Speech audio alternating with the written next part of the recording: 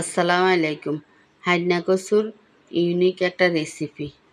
এভাবে একবার হইলেও রান্না করে খাই দেখবেন, খুবই মজা। আপনার মাছ মাংস কিচ্ছু লাগবে না।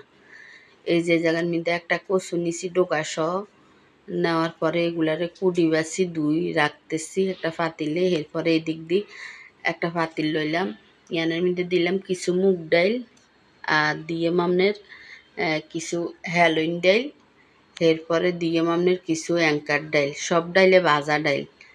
এই যে একটু হালকা ভাজি লইছি তো একটু গ্রানটা সুন্দর হয়। এরপরে দুই হালি একটা রাইস কুকারে দিয়ে দিলাম, পরিমাণ মতো পানি দিলাম। দেওয়ার পরে এই জায়গার মধ্যে 2 চামচের মতো রসুন দিলাম। রসুন একটু বেশি লাগবে, বাটা রসুন কিনলে কচু তো নইলে গলা ধরব। পরিমাণ মতো লবণ দিলাম। এরপরে জিরার গুঁড়া দিলাম 2 চামচের মতো, হলুদের গুঁড়া 1.5 চামচের মতো দিলাম। দেওয়ার পরে মরিচের গুঁড়া 1 চামচ দিলাম।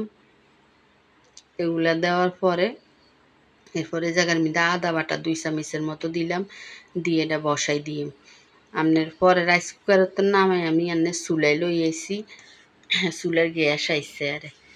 এরপরে এগুলারে ভালো করে কচুটা ডালটা একটু আড়া সিদ্ধ হয়েছে আরে দিয়ে দিলাম কচুটা। এরপরে দিয়ে দিলাম ডোগাটা, দিয়ে এগুলারে ঢাকা দিয়ে রাখি দিয়ে যতক্ষণ পর্যন্ত এগুলা জোশ না আইব। এই যে রাখি এরপরে আবার ঢাকাটা উল্টে ভালো করে একটু লাড়ি চাড়ি কিছু নারিকেল বাটা দিয়ে দিলাম। তরকারিটা আপনার নিরামিষ তো, এইভাবে রান্না করলে খুবই মজা লাগে। একবার হইলেও এইভাবে রান্না করে খাই দেখবেন, আপনার মাছ মাংস আর ধরবেন না, এটা দিয়ে খাইবেন। এরপরে এগুলার মধ্যে আমি 2-3টা কাঁচামরিচ দিলাম, দিয়ে এগুলারে বারে বারে একটু কতক্ষণ পরে পরে লাড়ি লাড়ি এভাবে উলট পালট করে দিচ্ছি আর ঢাকা দিয়ে রাখি দিই।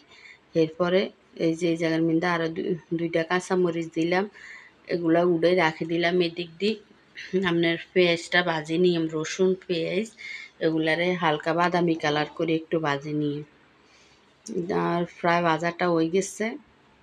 এবার উড়ে হালাইয়ে এবার কচুর লগে আপনার পেঁয়াজের বেরেস্তাটা ডালি দিয়ে রসুন আর পেঁয়াজ এগুলা দেওয়ার পরে এগুলার এবার ভালো করে উল্টে পাল্টায় আপনার উডে হালাইম।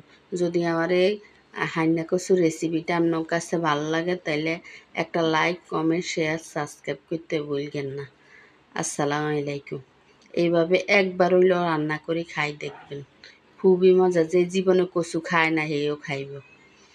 এই যে আমার তরকারিটা রেডি।